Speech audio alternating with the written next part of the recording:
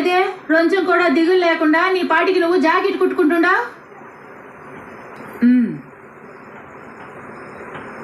ఆయన నగలు అడుగుతూ నన్ను కొట్టిన ప్రతి తూరి మగాడంటే అట్టానే ఉంటాడు, ఓర్చుకోవాలన్నారు.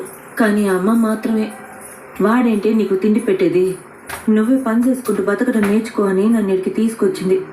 అమ్మ ఇంటి పనుల కోసం నన్ను ఇడికి తీసుకొచ్చి నానా పాటలు పెడుతోందని ఊరోళ్ళందరూ.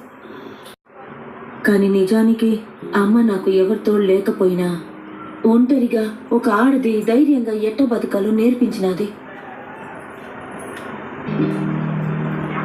ఈరోజు నాకంటే ఒక పని ఉండదు. నా కొడుకు నేను చదివించుకొని గౌరవంగా బతుకుతున్నాను, నేను ధైర్యంగా ఉన్నా.